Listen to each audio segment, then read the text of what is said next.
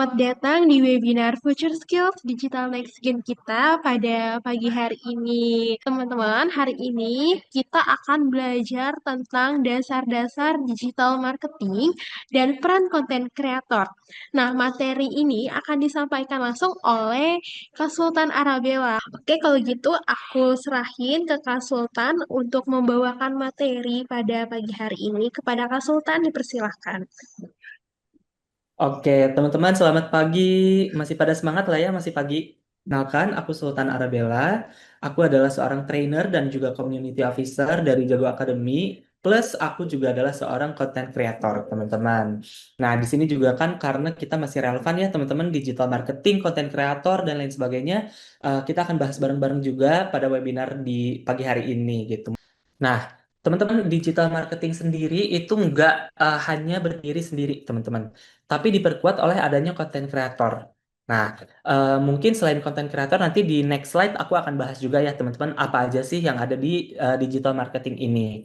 Cuman kalau di sini, kita ini akan memang membahas soal konten kreator juga, teman-teman. Nah, selain konten kreator yang kita tahu nih di sosial media ya teman-teman kan banyak ya teman-teman konten kreator yang suka bikin konten menghibur misalnya atau bikin konten storytelling dan lain sebagainya. Ternyata nih teman-teman yang tadi sempat aku mention juga ada juga yang namanya affiliate teman-teman. Jadi selain teman-teman nih di sosial media hanya membuat konten-konten yang menghibur misalnya atau iseng-iseng aja, sekarang itu teman-teman bisa dapetin cuan dari affiliate marketing teman-teman. Nah, si affiliate marketing ini bisa menjembatani antara brand, kreator, dan juga konsumen gitu, atau target audiens kita gitu ya.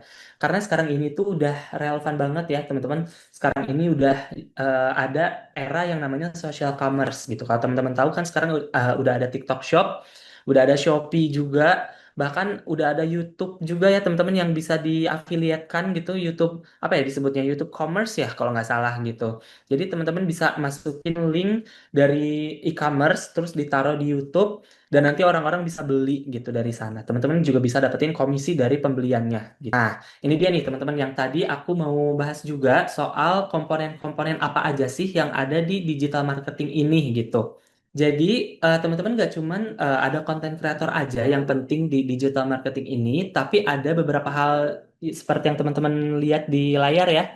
Jadi yang pertama ada SEO atau Search Engine Optimization. Jadi ini tuh adalah semacam nih kalau teman-teman pernah nggak nyari di Google atau misalnya nyari di TikTok cara membuat nasi goreng misalnya. Nah itu tuh langsung keluar tuh resep-resep nasi goreng, jenis-jenis nasi goreng, misalnya bahan-bahan nasi goreng apa aja. Nah itu adalah disebutnya SEO teman-teman. Jadi teman-teman tinggal masukin keyword aja di sebuah apa platform yang bisa mencari sesuatu misalnya search engine seperti Google atau misalnya di TikTok itu bisa langsung keluar tuh dari keyword yang teman-teman kasih ke mereka, mereka akan langsung tampilkan hal-hal yang memang relatable sama keywordnya gitu atau kata kuncinya gitu ya teman-teman. Terus selanjutnya ada email marketing nih teman-teman. Teman-teman pernah nggak pergi ke suatu mall, terus misalnya atau misalnya teman-teman belanja nih belanja online gitu ya, terus teman-teman disuruh masukin email atau disuruh isi email gitu, dan ternyata setelah isi email besok-besoknya atau bulan depannya ketika mereka ada promo masuk ke email kalian. Nah itu disebutnya email marketing teman-teman.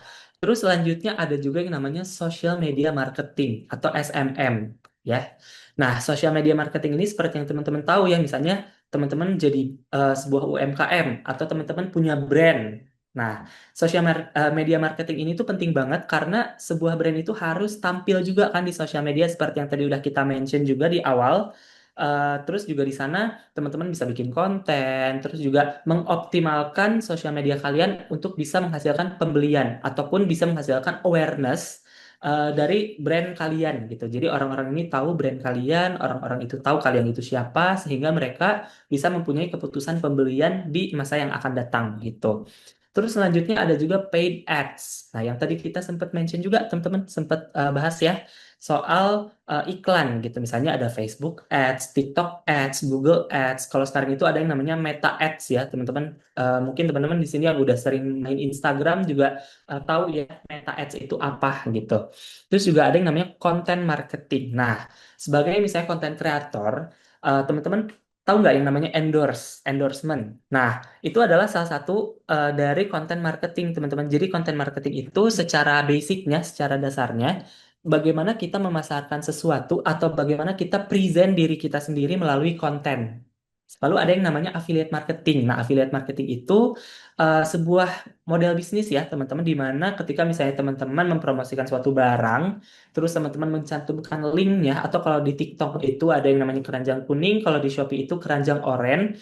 Dan ketika misalnya teman-teman dapetin pembelian dari sana, teman-teman bisa mendapatkan komisi langsung. Itu namanya affiliate marketing. Mungkin aku lebih mengerucut lagi, sekarang lebih fokus lagi, mau ngebahas soal konten kreator dalam era digital marketing. Jadi teman-teman, konten kreator itu bisa membangun sebuah awareness juga nih di sosial media gitu.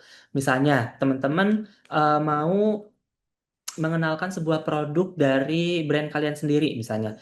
Nah, dengan misalnya teman-teman punya konten kreator atau teman-teman membayar konten kreator, itu bisa membangun awareness, bisa membangun apa ya? Bahasa Indonesianya. Jadi, teman-teman ini bisa membangun citra brand kalian melalui konten kreator ini sehingga orang-orang ini bisa mengetahui nih produk apa yang kalian jual, kalian itu siapa, seperti itu. Terus juga kalian bisa menciptakan engagement juga. Engagement itu adalah interaksi ya teman-teman melalui komentar, like, share, save, dan lain sebagainya gitu. Jadi nanti teman-teman kalau misalnya jadi konten kreator ataupun misalnya punya brand, itu ketika misalnya teman-teman udah mendapatkan komentar, teman-teman bisa berinteraksi langsung nih dengan mereka. Nah, dengan cara seperti itu, mereka juga bisa lebih percaya lagi. Ini align ya teman-teman, nyambung dengan poin yang ketiga, yaitu meningkatkan trust. Jadi orang-orang juga bisa lebih percaya sama kalian gitu ya, bisa mendapatkan sebuah kredibilitas personal juga gitu ya. Sehingga mereka juga bisa mendapatkan bisa menghasilkan atau memengaruhi keputusan pembelian dari mereka gitu, dari target audiens kita gitu. Dan ujung-ujungnya bisa menggerakkan konversi juga gitu. Ketika misalnya kita bikin konten yang persuasif, kita bikin konten berupa ajakan juga gitu ya, teman-teman. Orang-orang atau target audiens kita ini bisa klik link kita, lalu kita juga bisa menghasilkan transaksi di situ. Seperti itu. Harus realistis ya, teman-teman, bahwa saat ini tuh banyak juga tantangan untuk seorang content creator. Yang pertama adalah persaingan yang tinggi gitu, teman-teman. Karena sekarang ini udah banyak banget content creator gitu ya, mau di affiliate ataupun misalnya di platform lain, itu juga udah banyak banget ya, teman-teman, content creator. Jadi persaingannya tuh sangat tinggi. Siapa aja tuh bisa banget jadi content creator, siapa aja yang mau mulai, yang udah punya ide, itu bisa juga jadi content creator gitu teman-teman. Dan tentunya itu membuat persaingannya tuh menjadi tinggi. Selain itu, algoritma dari platform yang berubah-ubah. Dan setiap platform itu pasti punya algoritmanya masing-masing, teman-teman. Jadi kita juga sebagai content creator harus proaktif, harus juga dinamis ya, teman-teman. Nggak bisa stagnan gitu-gitu aja. Kita juga harus proaktif mencari informasi gitu tentang algoritmanya ini seperti apa. Contohnya kayak kemarin nih, teman-teman. TikTok itu udah mengeluarkan statement kalau per tanggal 25 September ini untuk konten-konten affiliate atau yang konten keranjang kuning itu udah nggak boleh lagi hanya menunjukkan produknya aja. Jadi harus ada wajahnya juga. Jadi ada wajah si konten kreatornya juga gitu. Nah, hal-hal seperti itulah teman-teman yang harus kita aware gitu ya, yang harus kita tahu juga gitu. Terus juga konsistensi produksi konten yang berubah-ubah, apalagi kalau misalnya teman-teman yang kerja juga gitu ya, atau sekolah atau kuliah, itu pasti kan akan susah banget gitu ya untuk memproduksi konten, menyesuaikan dengan time management kalian gitu. Lalu juga monetisasi yang berkelanjutan. Ini juga menjadi sebuah tantangan karena ujung-ujungnya konten kreator itu orientasinya ke uang. Kenapa sih sebetulnya affiliate marketing ini bisa jadi jembatan? Gini nih teman-teman, kenapa affiliate ini bisa jadi jembatan untuk kita khususnya yang ingin mencari uang? Jadi gini teman-teman, ekosistem dari affiliate marketing itu ada 4, yaitu yang pertama ada merchant atau brand, yaitu penyedia produknya gitu. Jadi mungkin kalau disebut produsen itu agak kurang tepat, tapi eh, yang namanya affiliate marketing itu lebih dekat sama yang namanya brand, teman-teman gitu ya. Terus yang kedua adalah affiliate platform, yaitu ya TikTok Shop affiliate, misalnya Shopee affiliate. Kalau di luar negeri itu ada namanya Amazon dan lain sebagainya gitu. Terus juga ada konten kreatornya atau lebih sering kita sebut sebagai affiliate marketernya. Jadi mereka itu adalah sebagai promotor dari produknya. Jadi orang yang mempromosikan produknya sehingga misalnya produknya ini laku, kejual dan si konten kreator ini bisa mendapatkan uang dari situ. Terus yang terakhir udah pada tahu dong konsumen ya teman-teman. Jadi konsumen ini adalah pembelinya. Nah, kenapa sih konten kreator ini cocok jadi affiliate? Karena yang pertama udah punya audiens gitu. Siapa di sini teman-teman yang udah mulai jadi konten kreator mungkin udah tahu ya gitu. Kalau kita ini udah punya followers, kita ini udah punya audiens gitu. Dan audiens kita ini udah tahu nih gitu kita ini siapa, terus kita ini mostly bikin konten apa gitu. Terus juga yang kedua, konten bisa diarahkan ke produk yang relevan. Terus yang terakhir adalah bisa menjadi sumber penghasilan pasif atau aktif. Nah, gini teman-teman, maksudnya penghasilan pasif itu jadi karena aku pun sebagai content creator ya dan affiliate juga kebetulan di Shopee dan di TikTok juga. Jadi gini, ketika misalnya kita bikin konten, itu kan konten itu adalah sebagai sebuah investasi ya teman-teman. Walaupun misalnya sekarang ini nggak naik, tapi kita nggak tahu nih ke depannya bakalan naik seberapa banyak atau misalnya bakalan naik atau enggak tuh di masa depan kita nggak tahu gitu ya. Nah, kenapa bisa jadi sumber penghasilan pasif? Karena ketika misalnya kita ini jadi affiliate, kita ini memasarkan sebuah produk, terus kita ada keranjang kuning atau keranjang oranye, itu ketika kontennya naik, kan kita bakal dapat pembelian ya teman-teman dari sana. Walaupun misalnya kita ini udah 1 bulan ngonten dari situ, ataupun misalnya kita udah jaraknya itu udah 2 bulan setelah konten itu naik, tapi kita itu akan tetap bisa mendapatkan penghasilan gitu teman-teman. Jadi orang-orang itu masih tetap beli nih dari kita gitu, dari produk yang kita cantumkan di keranjang kuning atau keranjang oranye.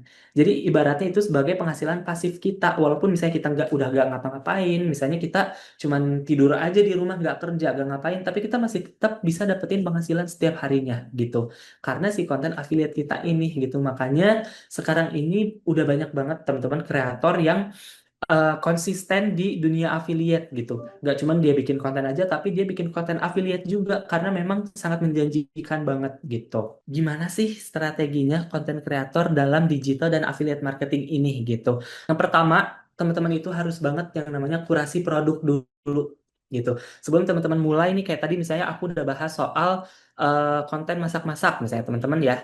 Jadi teman-teman ini harus pilih produk yang relevan sama niche-nya gitu. Misalnya teman-teman yang suka masak-masak, eh, itu harus pilih produk yang relatable juga, misalnya panci, spatula, atau bumbu masak, ataupun misalnya bahan-bahan masakannya gitu kan. Atau misalnya teman-teman yang niche-nya itu di fashion, teman-teman bisa pilih produk-produk yang mungkin sekarang ini lagi hits gitu ya, yang lagi terkenal juga produknya yang lagi trending juga, misalnya sepatu yang model kayak gimana, ataupun misalnya baju yang modelnya kayak gimana, begitupun dengan kategori atau niche-niche yang lainnya ya, teman-teman. Terus juga pastikan kualitasnya bagus gitu, supaya nantinya orang-orang yang beli dari kalian itu mereka nggak marah-marah gitu, dan reputasi kalian tetap bagus gitu. Pembuatan konten yang mengkonversi juga. Jadi di sini juga ada strateginya nih teman-teman. Jadi mungkin di sini teman-teman masih pada apa ya, masih pada bingung ya soal affiliate ini tuh bagusnya kayak gimana dibikin kontennya. Yang pertama adalah bisa educational gitu. Teman-teman bisa ngasih tips, tutorial. Ini biasanya cewek-cewek nih yang suka di beauty ya, make up misalnya suka ada tutorial make up atau tips make up gitu kan banyak gitu. Jadi teman-teman bisa kasih educational gitu. Ataupun misalnya teman-teman yang mau membangun konten di niche food itu juga bisa gitu. Bisa kasih tips misalnya tips beli bahan makanan yang awet yang bagus itu seperti apa. Itu tuh bisa banget gitu ya. Atau misalnya teman-teman bisa bikin konten entertainment gitu yang isinya tuh humor atau storytelling dan lain sebagainya. Yang penting teman-teman jangan bikin konten yang boring, jangan bikin konten yang membosankan gitu. Selain itu, teman-teman juga bisa bikin konten yang inspirational gitu. Nah, biasanya nih teman-teman konten-konten kayak gini tuh sangat berpengaruh gitu dalam penjualan gitu. Misalnya nih, teman-teman bikin konten before after atau review jujur gitu kan, atau misalnya sharing pengalaman yang inspirational itu juga boleh banget. Terus yang selanjutnya ada transactional gitu. Teman-teman bisa bikin konten yang CTA-nya itu jelas. CTA itu apa? Jadi CTA itu adalah call to action atau ajakan orang untuk melakukan sesuatu di akhir video. Misalnya teman-teman kan pengen dapetin penjualan ya, transaksi gitu. Ajaklah orang-orang untuk klik keranjang kuning kalian atau klik keranjang oranye kalian dan ajak mereka untuk beli karena kenapa gitu. Misalnya ada urgensinya, ada promo kah atau diskon dan lain sebagainya gitu. Ini juga yang tadi udah kita bahas ya teman-teman soal personal branding. Jadi teman-teman juga harus optimasi personal brandingnya. Jadi teman-teman tentukan dulu positioningnya. Misalnya nih teman-teman ini pengen jadi seorang expert gitu. Misalnya teman-teman mau jadi seorang expert di bidang desain gitu. Itu teman-teman bisa bangun personal brandingnya gitu. Atau as an entertainer juga bisa gitu. Teman-teman mau jadi penghibur gitu ya, penghibur masyarakat di sosial media itu juga boleh. Atau teman-teman mau sharing soal lifestyle itu juga boleh. Yang penting teman-teman harus tentukan dulu personal brandingnya, tahu dulu nih keunikan kalian masing-masing itu apa, karena takutnya gini teman-teman, kalau misalnya teman-teman mau sharing soal konten a day in my life doang, teman-teman itu siapa gitu, kalau misalnya kalian ini belum punya nama besar gitu, orang-orang juga pasti bakalan skip videonya. Jadi teman-teman itu ini harus bisa menentukan dulu keunikan kalian itu di mana, baru kalian bisa sharing gitu, supaya orang-orang juga lebih gampang mengenal kalian. Terus juga yang kedua bisa bangun trust gitu. Nah, salah satu pentingnya personal branding kan ini ya teman-teman, kita ini ingin membangun sebuah kepercayaan dari orang, dari audiens kita. Nah, gimana sih cara ngebangunnya? Bisa menggunakan testimoni atau pengalaman pribadi atau dengan cara kita konsisten gitu. Analisis dan optimasi juga penting banget teman-teman. Sebagai strategi kita untuk menjadi seorang konten kreator atau affiliate yang besar gitu ya. Jadi teman-teman juga harus pantau performa link affiliate-nya, CTR-nya, CVR-nya atau conversion rate-nya gitu. Terus juga teman-teman bisa uji A/B testing dari konten-kontennya, misalnya dari segi formatnya, apakah konten ini tuh sebetulnya orang-orang suka atau enggak gitu. Copywritingnya kayak gimana, dari mulai captionnya atau storyline-nya apa segala macam itu harus banget diujikan gitu, harus dites gitu. Nggak bisa nih kita sekali bikin konten langsung meledak, enggak gitu. Mungkin ada yang kayak gitu, tapi itu nggak semua konten kreator bisa kayak gitu. Gitu. Jadi kita memang harus testing dulu gitu. Aku pun dulu sama teman-teman. Jadi dulu aku benar-benar nyobain semua hal dulu, semua kategori dulu, dan ujung-ujungnya akhirnya mengerucut ke satu kategori gitu. Teman-teman juga bisa memanfaatkan algoritma dan juga platform. Misalnya nih, kalau di TikTok itu biasanya kan kontennya pendek, terus hooknya itu di 3 detik pertama ya teman-teman. Jadi harus diperhatikan nih, dan juga teman-teman harus bisa proaktif mencari informasi dari berbagai platform. Terus Instagram, biasanya Instagram itu ada yang namanya Instagram Reels ya. Dan penyebarannya itu kalau Instagram Reels itu lebih luas gitu. Nggak cuman ke followers kita aja, tapi bisa disebarkan ke lebih banyak pengguna Instagram juga. Terus juga ada yang namanya carousel edukatif. Ada yang tahu carousel edukatif nggak? Teman-teman kalau misalnya lihat di Instagram, itu ada postingan yang cuman teks doang misalnya. Postingan terus nanti kita geser-geser. Nah itu namanya carousel teman-teman. Atau nggak cuman postingan tulisan, ada foto, terus misalnya si fotonya ini tuh bisa kita geser-geser. Nah itu namanya carousel gitu. Terus juga ada YouTube. Kalau di YouTube itu biasanya reviewnya bisa lebih panjang, lebih detail gitu. Dan durasinya juga bisa up to bahkan bisa berjam-jam ya kalau di YouTube ya teman-teman. Jadi di atas 10 menit juga itu bisa banget gitu kalau di YouTube. Dari di antara teman-teman masih ada yang bingung ya, kira-kira peluang karir dan masa depannya itu kayak gimana ya gitu. Sebagai seorang digital marketer atau seorang content creator gitu ya, sebetulnya itu tuh sangat lekat sekali sama yang namanya tren, teman-teman. Nah, di masa depan itu trennya tuh akan sangat cepat sekali pertumbuhannya. Seperti misalnya social commerce ini akan tumbuh cepat. Sekarang kita lihat deh teman-teman di realitanya. Siapa sih orang yang nggak belanja lewat Shopee? Atau lewat TikTok Shop, atau lewat Tokopedia, lewat Lazada. Kayaknya menurut aku mostly orang-orang sekarang itu memang lebih banyak belanja online ya teman-teman. Karena lebih cepat, lebih ringkas, kita nggak perlu keluar, nggak perlu panas-panas, capek-capek, desek-desekan misalnya. Tapi kita bisa langsung dapetin produk itu diantar real time langsung ke rumah. Shopee aja tuh sekarang udah ada yang namanya instan ya, bisa dikirim dalam 2 jam bahkan gitu. Kayak kemarin tuh aku mau beli koper karena aku mau pergi ke suatu tempat, aku mau flight, aku butuh banget koper, aku beli itu dari Shopee kopernya dan itu bisa langsung diantar real time hari ini juga tanpa perlu aku keluarin ongkos ke mall misalnya atau ke Mangga Dua misalnya atau ke Tanah Abang panas-panas capek-capek cari koper gitu kita bisa langsung beli secara real time gitu dan dari platformnya juga ternyata ada gratis ongkir juga ada diskon promo juga yang tadinya misalnya harganya 600.000 bisa jadi 550.000 itu kan lumayan banget teman-teman ya kita nggak capek kita nggak apa tiba-tiba udah nyampe depan rumah gitu. Selain itu juga kreator ekonomi juga bisa jadi sektor pekerjaan formal. Contoh, sekarang itu di brand-brand atau bahkan di perusahaan-perusahaan mereka itu banyak loh yang nyari yang nyari role content creator, yang nyari role social media specialist. Ada yang familiar nggak nih teman-teman sama social media specialist gitu? Gen Z ini pasti tahu nih ya social media specialist nih. Kak Rifka udah senyum-senyum nih. Jadi gitu ya teman-teman. Jadi konten kreator itu nggak cuman kita bisa berdiri sendiri aja, tapi kita bisa apply juga ke brand, ke perusahaan-perusahaan gitu ya teman-teman. Bahkan sekarang itu ada juga kalau di brand-brand atau di agency ini biasanya ada yang namanya live streaming host gitu.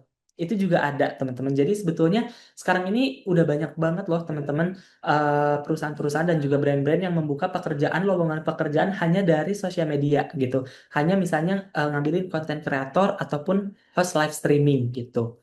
Terus juga affiliate marketing itu semakin inklusif gitu teman-teman. Dan siapapun orangnya, siapapun kreatornya itu udah bisa mulai gitu.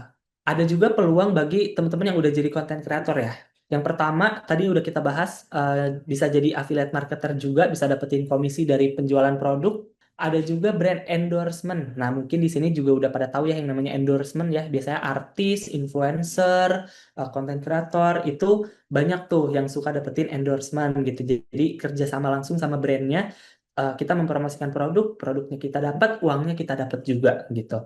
Terus selanjutnya membuat produk digital sendiri gitu. Misalnya kita ini punya brand, punya UMKM gitu ya.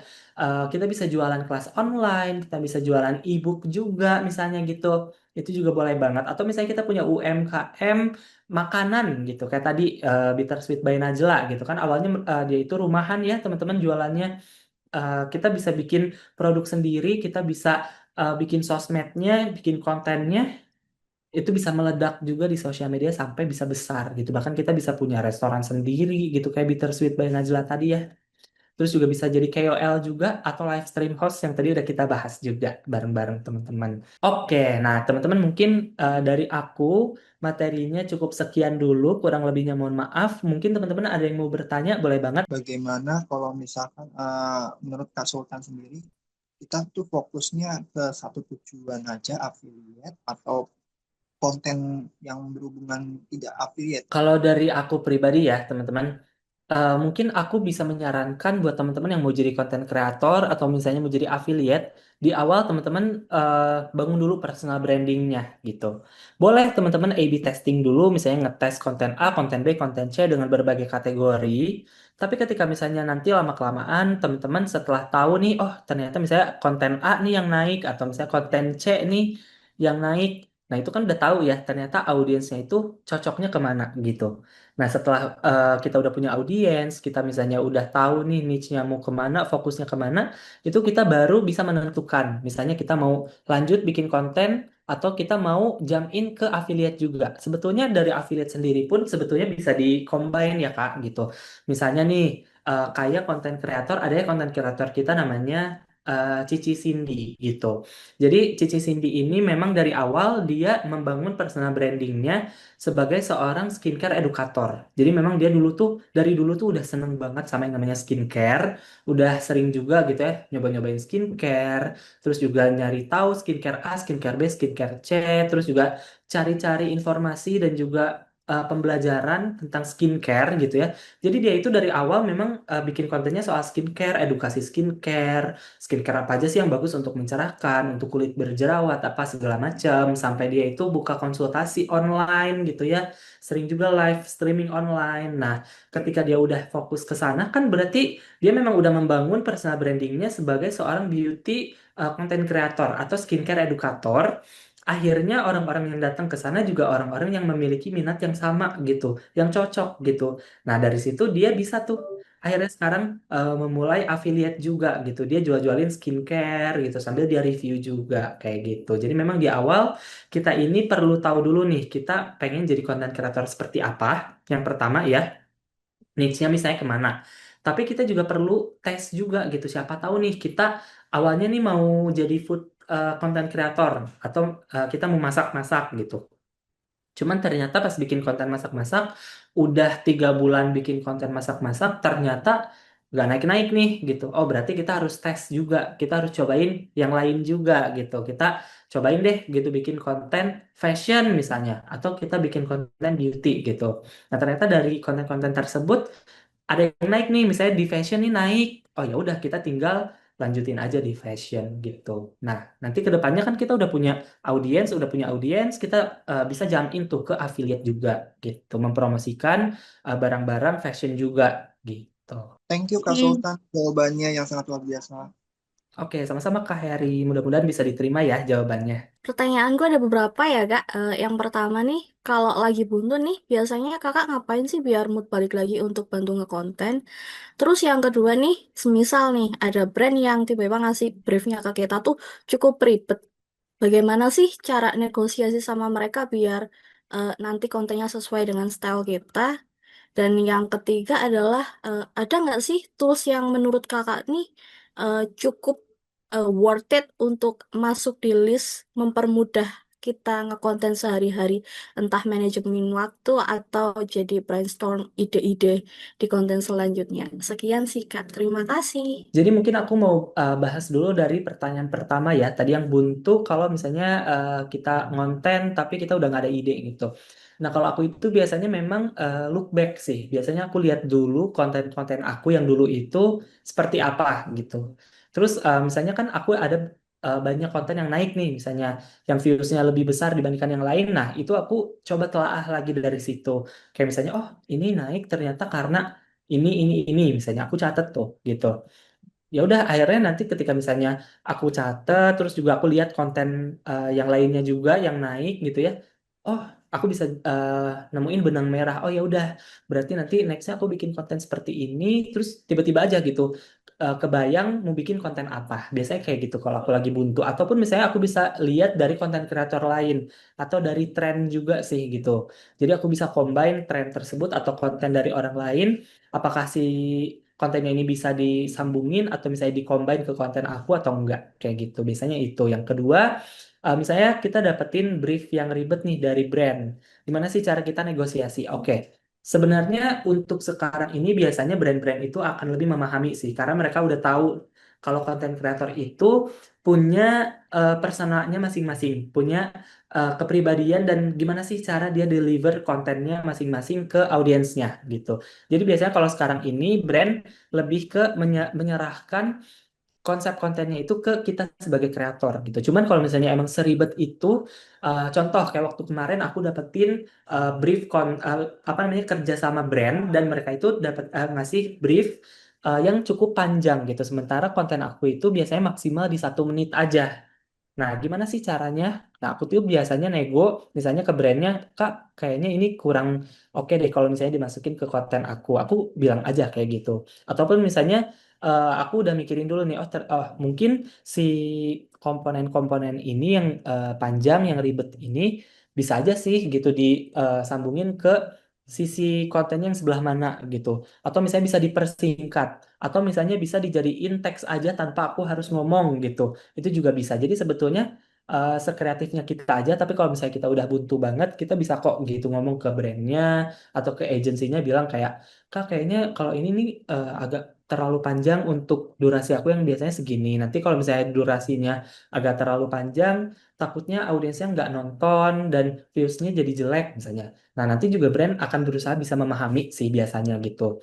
Terus yang ketiga adalah tools yang worth it untuk mempermudah kita ngonten ya. Jadi kalau dari aku sendiri, misalnya gini, aku mulai affiliate. Aku pengen tahu nih produk-produk yang lagi trending itu apa gitu, yang lagi naik itu apa dan bisa naikin GMV aku juga dan bisa menaikin penjualan aku gitu ya maksudnya. Nah, toolsnya itu adalah ada yang namanya Fastmos, ada yang namanya kalau data juga. Itu kita bisa tahu nih produk-produknya seperti apa yang sekarang itu lagi naik, per kategori juga gitu. Dan konten seperti apa sih yang sekarang ini orang-orang lagi suka gitu. Ataupun misalnya kalau untuk apa namanya cari ide konten dan juga copywriting konten itu biasanya pakai ChatGPT aja atau pakai Gemini AI, Gemini AI kalau misalnya teman-teman tahu ya. Itu bisa banget pakai itu. Kalau untuk time management, jujur aku nggak pakai tools apa-apa sih gitu. Aku cuma nulisin aja di to-do list aku aja. Kayak misalnya hari ini mau ngonten apa, jam berapa gitu. Itu biasanya membantu sih kalau untuk aku. Gimana Kak? Udah cukup membantu kah jawabannya? Cukup membantu, Kak. Cuma tadi boleh diulang lagi, Kak, toolsnya yang disebutin Kak Sultan tadi. Oh oke, Iya. Toolsnya itu ada yang namanya Fastmos, Fastmoss. Itu namanya Fastmos ya. Dan di sana kita bisa cari kayak produk-produk yang lagi naik apa aja gitu-gitu. Ada juga tools yang hampir-hampir mirip namanya Kalau Data, KALO Data, DATA gitu. Itu juga sama gitu, bisa mempermudah banget nih untuk teman-teman yang konten kreator atau yang udah mulai affiliate gitu supaya bisa tahu nih produk-produk yang lagi naik itu apa aja. Oke, Oke, semoga bisa ngebantu. dimengerti ya, Kak. Iya, ngebantu banget, Kak. Terima kasih jawabannya. Cukup melegakan Ya, hari ini. thank you juga ya, Kak. Oke, Kak Kresida ada pertanyaan selanjutnya nih kayaknya. Iya, ini ada pertanyaan lagi di kolom komentar nih Kak Subs. Di sini ada pertanyaan dari Kak Sigit. Kak Sigit ini dia ada dua pertanyaan. Yang pertama mungkin ini pertanyaan terlalu dasar. Saya ingin mendapatkan pandangan apakah lebih baik melanjutkan akun yang kita punya sekarang dengan kondisinya kadang upload, kadang enggak, atau lebih baik akun baru itu untuk memulai. Nah, yang kedua, apakah satu konten dapat diposting di tiga platform yang berbeda? Terus untuk Korsel-nya itu saat ini masih oke untuk TikTok dan Instagram. Nah, gimana nih Kak Sultan ya? Boleh langsung dibantu Oke, jawab aja. oke. Kalau dari pertanyaan yang pertama, as long as akunnya ini memang nggak kenapa-napa, misalnya nggak kena pelanggaran, ataupun misalnya nggak, pokoknya intinya nggak ada hal-hal negatif, itu nggak apa-apa, mending dipakai aja. Jadi tinggal kalian itu pakai dan dikonsistenin aja gitu. Jadi jangan kayak sebelumnya kan, kalau sebelumnya itu kadang upload, kadang enggak gitu. Nah, setelah kita misalnya mau pakai akun itu untuk start konten yang baru, itu kita harus konsisten. Sebetulnya kuncinya itu di konsisten aja sih gitu. Supaya nanti juga trafficnya itu bisa kebaca gitu. Jadi algoritma TikTok ini kan kadang suka gitu ya teman-teman, kadang suka kayak misalnya kita udah upload nih setiap harinya konsisten gitu. Tapi masih aja nggak naik. Nah, dengan cara kita konsisten itu kita bisa langsung kebaca gitu dari trafficnya gitu. Kalau aku sih biasanya menerapkan rules yang namanya 3 months rule. Jadi dalam 3 bulan itu kita harus banget konsisten setiap harinya posting no jeda gitu. Jadi sampai kita bisa produksi 100 konten, itu kan pasti dari 100 konten itu adalah gitu beberapa konten yang naik ya. Nah, dari sana kita bisa eh, apa ya, bisa jadiin metrik, bisa jadiin tolak ukur nextnya kita ini bikin konten yang seperti apa kayak gitu. Jadi kuncinya itu aja sih, konsisten gitu. Yang kedua, em, apakah satu konten dapat diposting di 3 platform? Jadi cross platform itu boleh banget gitu. Aku pun sama sih teman-teman kayak gitu. Aku biasanya posting itu di TikTok, Instagram, Shopee itu tiga-tiganya sama kontennya. Cuman mungkin kalau di Instagram itu nggak affiliate ya, beda gitu.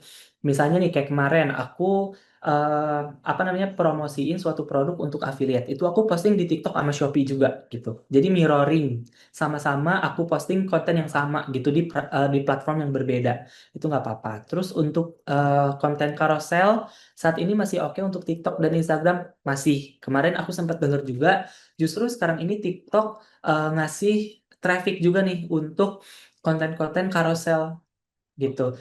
Pantesan gitu ya, aku nggak heran ngelihat di TikTok aku tuh banyak juga kayak misalnya rekomendasi cafe yang WFC friendly. Terus itu tuh formatnya carousel yang aku geser-geser di TikTok. Di Instagram juga sama. Kalau kalian perhatiin di explore Instagram itu banyak juga konten-konten yang carousel gitu. Jadi untuk saat ini banyak juga gitu konten kreator yang memanfaatkan fitur ini carousel karena memang sedang dinaikkan oleh platformnya. Semoga jawabannya bisa membantu ya Kak Sigit. Baik, karena sesi Oke. tanya jawab sudah selesai ya. Kita akan lanjut dulu. Terima kasih sebelumnya aku ucapin kepada Kak Sultan yang udah menjawab seluruh pertanyaan dan terima kasih juga kepada Kak Rifka, Kak Sigit, dan Kak Heri ya yang sudah bertanya. Nah, sampai jumpa di kelas Future Skills berikutnya ya di minggu depan, di hari Kamis juga, di hari yang sama, dan di pukul yang sama. Nah, tetap semangat belajar dan beradaptasi dengan perkembangan digital. Aku ucapin terima kasih. Wassalamualaikum warahmatullahi wabarakatuh. Selamat melanjutkan aktivitas kembali.